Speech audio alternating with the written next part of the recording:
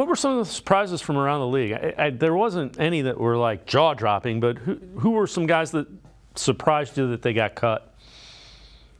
I think maybe the biggest came in right at 4 o'clock, and that was Bailey Zappy with the New England Patriots. The Patriots now have only Mac Jones on the roster, nobody else. Maybe they'll go out and sign a Cleveland Browns fellow player, Brian Hoyer, for the 15th time to be a New England Patriot. So not really sure what the plan there is, but probably Zappy. I mean, he was competent last year. We just talked about, Dorian Thompson-Robinson. Yeah, Zappy's a sophomore 4th-round pick versus a rookie 5th-rounder, but I don't know, maybe he's a potential option if Cleveland finds him interesting. I just thought, look, are his physical talents otherworldly? No. Am I shocked? I guess no, but fairly surprised, because I think he proved he knows how to read defenses, how to play football at the National Football League level.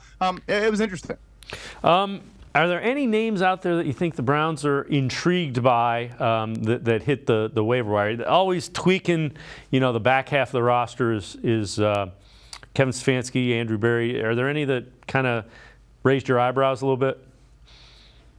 Let's say one that I think it would intrigue me potentially is Bradley Roby, the cornerback with the New Orleans Saints, just because you have a very, very young secondary, in particular with those 3 corner spots, all guys that have been drafted the last couple of years. I guess about 5 years for Denzel Ward, but nevertheless. And, Roby can play on the outside and in the slot at a high level, and could be kind of your backup at all positions on the defense, from a cornerback perspective. So he's maybe a name that intrigues me a little bit, just because you can sell him on being on a competitive team, a good football team, and he can really say, hey, look, if anyone gets hurt, whether it's slot corner or outside, you're the next man up. Maybe that intrigues him as well.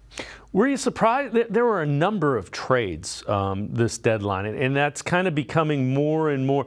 Back, 5-6 years ago, you rarely saw any trades come deadline time. Now you're seeing a fair amount of them.